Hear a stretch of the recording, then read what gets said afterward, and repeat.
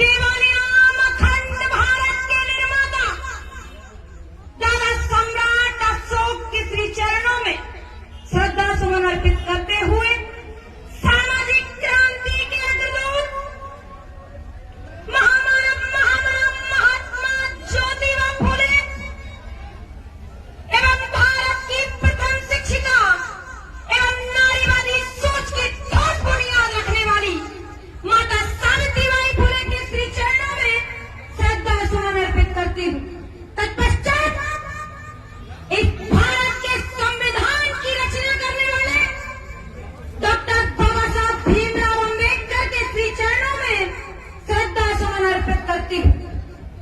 तत्पश्चात मंच पर उपस्थित सभी मंचासीनों को एवं मेरे सामने उपस्थित मेरी सभी माताएं बहनें, मेरे सभी बड़े बुजुर्ग एवं मेरे सभी निबंधनकारी साथी भाइयों को अंजलि सैनी की ओर से जय सम्राट, जय फुले, जय भीम, जय सम्राट साथियों। जैसा कि हम सभी जानते हैं कि आज हम यहाँ महात्मा फुले की जयंती मनाने के लिए उपस्थित हुए हैं और आप यहाँ पर मुझसे भी पूर्व के वक्ताओं ने आपको महामना के जीवन परिचय के बारे में बता दिया होगा कि किस प्रकार कठिन संघर्षों के बाद शिक्षा का संदेश देते हुए महामना ने अपनी उस 9 वर्ष की सावित्रीबाई को सिर्फ घर की दहलीज को ही पार नहीं करवाया। जिस समय महिलाओं को घर की दहलीज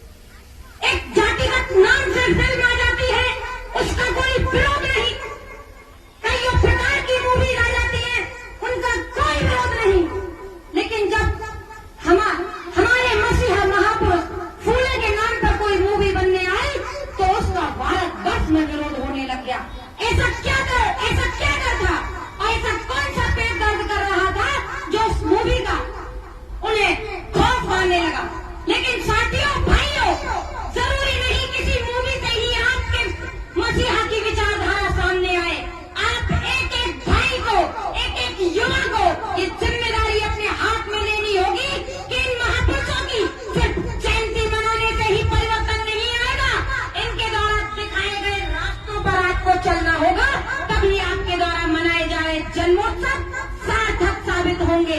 मात्र शोभा यात्रा निकाल लेने से, मात्र जयंती बना लेने से आपकी जयंती सार्थक नहीं होगी।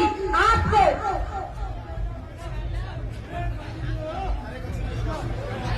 आवश्यकता है अपने महापुरुषों की विचारधारा पर चलने की।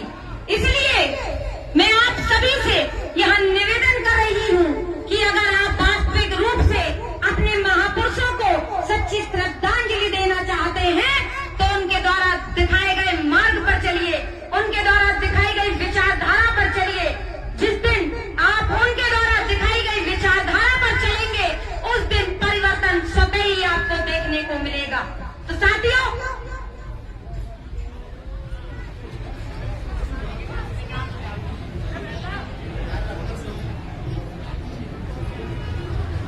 साथियों, अभी कुछ दिन पूर्व आपके ही बाप की जयंती मनाई जा रही थी, जो पूरे भारतवर्ष में मनाई गई, और आकर कहता है कि अब की बार सम्राट अशोक की जयंती 5,559 जगहों पर मनाई गई थी।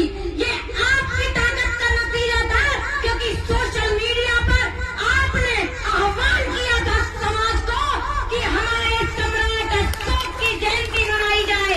और मैं कहती हूँ कि लोगों को किए होंगे किसी ने गली मोहल्ले कस्बे जिलों पर और वो गौरवान्वित होते हैं। तो साथियों, आप गौरवान्वित हो जाइए, गर्व महसूस करिए। आपके बाप ने इस एशिया महाद्वीप पर राज किया था। इस एशिया महाद्वीप पर ऐसे बाप की औलादे हैं आप, ऐसा बाप जिसने इस खंड खंड विखंडित भारत को अखंड करने का काम किया। आपने सुना होगा कि भारत को विश्व गुरु कहा जाता है। क्या कोई जानता है कि भारत को विश्व गुरु क्यों कहा जाता है? कोई जानता है? जानता है कोई? कोई तो जवाब दो कि भारत को विश्व गुरु क्यों कहा जाता है।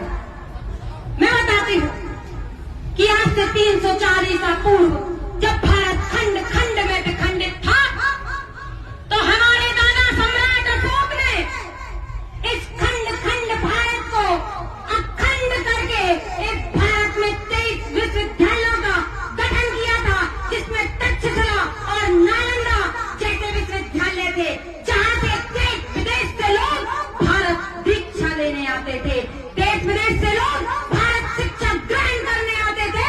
इसलिए कहा जाता था भारत को विश्व गुरु, क्योंकि विश्व, अगर कोई इस विश्व का गुरु था उस समय तो भारत हुआ करता था, क्योंकि देश विदेश से लोग भारत शिक्षा ग्रहण करने लोग आया करते थे। और आज क्या है? आज क्या है? आज यही से लोग शिक्षा ग्रहण करने बाहर जा रहे हैं। तो साथियों, ये बताने का उद्देश्य मेरा सिर्फ इतना है कि आप गौरवान्वित होइए कि आपके बाप के शासनकाल में यह देश विश्व गुरु हुआ करता था, विश्व गुरु। और पुनः यह देश विश्व गुरु जब बनेगा साथियों, इनसे प्रेरणा लेकर के, अपने महापुरुषों से प्रेरणा लेकर के दिल्ली की छाती पर जाना है और सत्ता मौर्य वंश की फिर कायम करनी है। उस दिन ये खंड खंड भारत पुनः अखंड हो जाएगा, फिर बनेगा भारत विश्व गुरु। तो साथियों, कहते हैं लोग हम शोषित वर्ग से आते हैं, लेकिन मैं कहती हूं कि आप शोषित नहीं, शासक वर्ग से आते हैं। क्योंकि कहा गया हो, अगर इस भारत के अंदर ही क्या, पूरे एशिया महाद्वीप के अंदर अगर किसी को सम्राट कहा गया तो आपके बाप, आपके दादा सम्राट अशोक को कहा गया। उसके बाद न कोई सम्राट हुआ और न ही उसके बाद कोई सम्राट होगा। इसलिए आपको गौरवान्वित रहना है, क्योंकि आपकी रक्त की धमनियों में मौर्य वंश का खून बहता है। साथियों, मौर्य वंश का खून बहता है। इसलिए ललकार लगाइए, क्योंकि किसी समय पैदा होता होगा रानी की कोख से राजा। आज राजा आपकी कोख से पैदा होता है, आपकी कोख से पैदा होता है। इसलिए अपनी कोख की ताकत को समझिए और अपनी कोख की ताकत को उस जगह लगाइए जहां आप